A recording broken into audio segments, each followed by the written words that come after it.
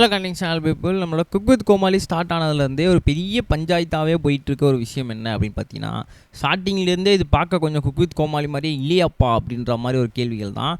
என்ன விஷயம்ப்பா அப்படின்னு கேட்டிங்கன்னா, கிட்டத்தட்ட வந்து இது எல்லாமே சூப்பராக போயிட்டு இருந்தாலுமே அங்கங்கே ஒரு ஒரு சின்ன சின்ன லேகிங் பாயிண்ட் அப்படின்றது இருந்துகிட்டு இருக்கு. நிறைய பேர் எக்ஸ்பெக்ட் பண்ணிக்கிட்டு இருக்குது என்ன அப்படின்னு பார்த்தீங்கன்னா, இந்த ரக்ஷன், மணிமேகலை, அது மட்டும் இல்லாமல் தாமு சார், சுனிதா, புகழ் இவங்களோட பிரச்சனையில் மட்டுமே தான் நம்மளோட ஷோ கொஞ்சம் கொஞ்சம் இப்போ மூவ் ஆகுது. அவங்களும் இல்லைனா அவ்வளோதான் அப்படின்ற மாதிரி பேசிகிட்டு இருக்கும் சமயத்தில் இன்னொரு பஞ்சாயத்தா நம்மளோட ஸ்டாலின் ஜோயா என்ன பண்ணியிருக்காங்க அப்படின்னா, தங்கதுரையை கண்டபாடி போன வாட்டி வந்து திட்டியிருக்காங்க. ஸோ அதனால் ரொம்பவே வந்து காண்டாகி இப்போ வந்து சோஷியல் மீடியாவில் இருக்க ஃபேன்ஸ், அதாவது தங்கதுரை ஃபேன்ஸ், அது மட்டும் இல்லாமல் குக் வித் கோமாளி ஃபேன்ஸ் எல்லாருமே ஸ்டாலின் ஜோயாவை போட்டு கழுவி பொழிச்சின்னு ஊற்றிக்கிட்டு இருக்காங்க. என்ன நடந்துச்சு அப்படின்றத உங்களுக்கு ரொம்பவே தெளிவாக டீட்டெயிலாக பண்ணிக்கிறேன். நான் பேச கேட்க ரெடியாக இருப்பீங்க நம்புறேன். வாங்க ட்ராவல் பண்ணிக்கலாம்.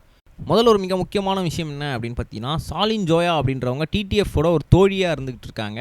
அவங்க வந்து சமூக வலைத்தளங்களில் ரொம்பவே வந்து ஆக்டிவாக இருந்துகிட்டு இருக்க ஒன் ஆஃப் த பேர் அப்படின்னு தான் சொல்லணும். அப்படி இருக்கும் சமயத்தில் திடீர்னு நேற்று என்ன நடந்துச்சு அப்படின்னு பார்த்தீங்கன்னா, நம்மள குக் வித் கோமாளியில் வீக்கெண்ட் எபிசோடில் எப்பயுமே வந்து அவர் தங்கதுரை கூட பேர் ஆகியிருந்தாங்க நம்மளோட ஸ்டாலின் ஜோயா. அந்த பேரிங் அப்படி இருக்கும் சமயத்தில் இப்போ ரீசன் என்ன நடந்துச்சு அப்படின்னு பார்த்தீங்கன்னா, கோமாளிஸ் அப்படின்னாலே என்ன பண்ணுவாங்க அப்படின்னா, குக்கை விட பக்கத்து ஸ்டேஷன்லலாம் கொஞ்சம் வந்து கான்சன்ட்ரேட் பண்ணுறது வழக்கமாக இருக்கும். அப்போ தான் அது கொஞ்சம் ஃபன் நிறைந்த ஷோவாக போயிட்டுருக்கும்.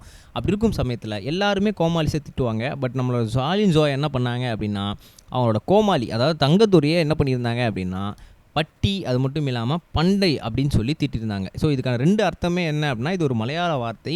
பட்டினா வந்து அவருக்கு நாய் அப்படின்னு அர்த்தம். அதுக்கப்புறம் வந்து இன்னொரு வார்த்தைக்கான பேர் என்ன அப்படின்னு பார்த்தீங்கன்னா, அயோக்கியா அப்படின்றது அர்த்தம். ஸோ அயோக்கியனே இங்கே வா, உன்னை இங்கே தானே நிற்க சொன்னேன் அப்படின்னு சொல்லி கண்டபடியாக வந்து திட்ட ஆரம்பிச்சிட்டாங்க.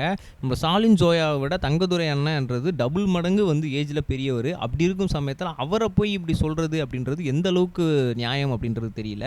ஏன் அப்படின்னு கேட்டிங்கன்னா, அவர் வந்து வயசில் பெரியவர், அது மட்டும் இல்லாமல் சீனியாரிட்டியில் பெரியவர் எல்லாருமே இருக்கும் சமயத்தில் ஒரு பொதுவெளி ஷோவில் இந்த மாதிரி திட்டுறதுன்றது நல்லது கிடையாது அப்படின்னு சொல்லி ஃபேன்ஸ் எல்லாருமே இப்போ ரொம்பவே கொந்தளிச்சு போயிருக்காங்க அப்படின்னு தான் சொல்லணும். அது மட்டும் இல்லாமல் அவங்க மலையாளத்தில் பேசுகிறதா இல்லை என்ன விஷயம் அப்படின்றது தெரியல. ஏன்னா வந்து எல்லாரையுமே ஒருமையில் தான் பேசுகிறாங்க. அது மட்டும் இல்லாமல் நம்மளோட ப்ரெசன்டேஷன் அப்போ அவங்க வந்து ஏதோ ஒரு டிஷ்ஷை வந்து பண்ணியிருக்காங்க. அந்த டிஷ்ஷை வந்து அவங்க ஜட்ஜஸ் வந்து நல்லா இல்லை அப்படின்னு சொன்னால் அவங்க வந்து ஜட்ஜஸை முறைக்கிறாங்க.